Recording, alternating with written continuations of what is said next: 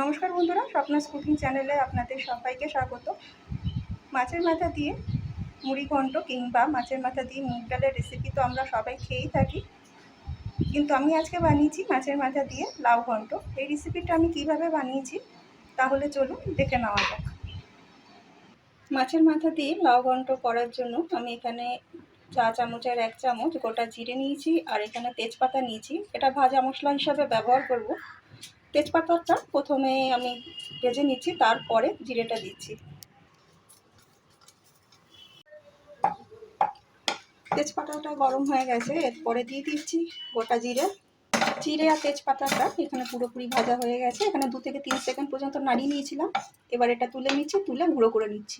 এখানে একটা মাথা নেওয়া আছে রুই মাছের, আর মাথাটা একটু পরিষ্কার করে ভালো করে নিয়ে জল দিয়ে ধুয়ে নিয়েছি, আর তারপরে নুন আর হলুদ দিয়ে মাখিয়ে রেখেছি। কড়াইতে এবার সর্ষের তেল দিয়ে দিচ্ছি।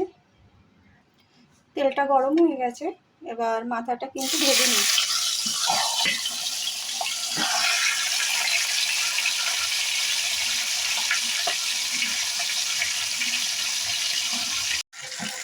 মাছের মাথাটা এখানে খুব ভালো করে ভেজে নিতে হবে। আর এই মাথাটা কিন্তু গোটা গোটা আমি লাউ ঘন্টতে দেবো না, ভাঙাচোড়া করেই দেবো। তাই ভাজতে গিয়ে যদি একটু ভাঙাচোড়া হয়ে যায় তাতে কোনো অসুবিধা নেই। মাছটা ভেজে যাওয়ার পরে যে তেলটা রয়ে গেছে ওই তেলের মধ্যে আমি একটা তেজপাতা আর 1 চামচ, চা চামচের 1 চামচ গোটা জিরে দিয়ে দিলাম ফোড়ন হিসাবে। 2-3 সেকেন্ড ফোড়নটা একটু ভাজা ভাজা হয়ে যাওয়ার পরে এবার কেটে রাখা লাউগুলোকে সব দিয়ে দিচ্ছি।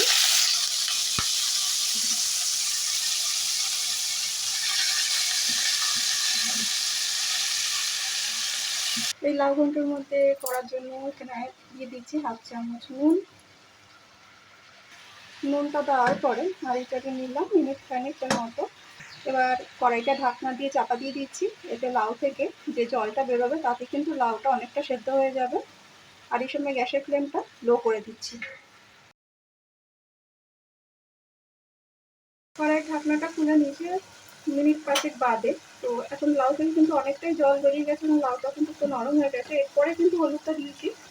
হলুদটা প্রথমে দিলে পরে লাউটা কিন্তু নরম হতে একটু অসুবিধা হয়, তাই হলুদটা পরে দেওয়াই ভালো।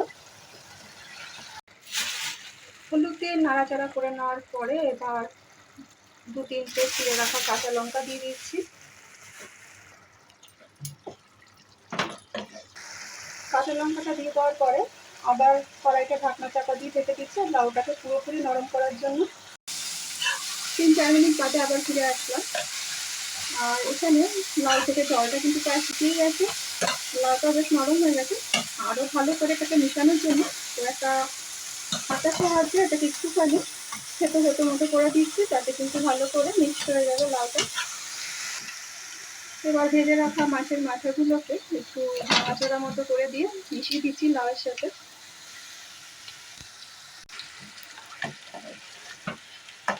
মাছের মাথা দিয়ে খুব ভালো মতো করে লাউটাকে মিশিয়ে দিচ্ছি। মিনিট 2 নাড়ি চাড়িয়ে নেওয়ার পরে এখানে অল্প পরিমাণ ধনেপাতা কুচি দিয়ে দিলাম, দিয়ে আরও মিনিট খানিক কিন্তু নাড়িয়ে নেব।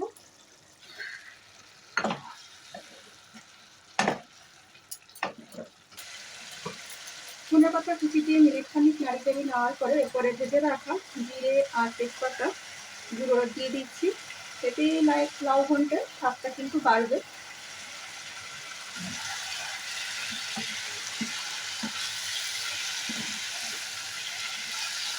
মশলা দিয়ে একটু ভালো করে নাড়িয়ে দিলাম। ভাজা মশলাটা দেওয়ার পর আরও মিনিট খানিক নাড়ি চাড়িয়ে নিয়েছিলাম মিডিয়াম টু লো ফ্লেম করে। এখন কিন্তু এই লাউ ঘন্টটা কিন্তু তৈরি হয়ে গেছে, আর কিছু করতে লাগবে না। এবার কিন্তু বন্ধ করে দিচ্ছি গ্যাস ওভেনটা আর সার্ভ করার জন্য পুরো রেডি। এইভাবে মাছের মাথা দিয়ে লাউ ঘন্ট আপনারাও তৈরি করে নিন, খেতে কিন্তু বেশ ভালোই লাগে। আশা করি আমার আজকের রেসিপিটি আপনাদের ভালো লাগবে। যদি ভালো লেগে থাকে তাহলে অবশ্যই একটা লাইক, কমেন্ট আর শেয়ার করবেন। আর নতুন নতুন ভিডিও পেতে আমার চ্যানেলটা সাবস্ক্রাইব করার অনুরোধ রইল। সবাই খুব ভালো থাকবেন, সুস্থ থাকবেন। আবার দেখা হচ্ছে অন্য কোনো দিন অন্য কোনো ভিডিওতে।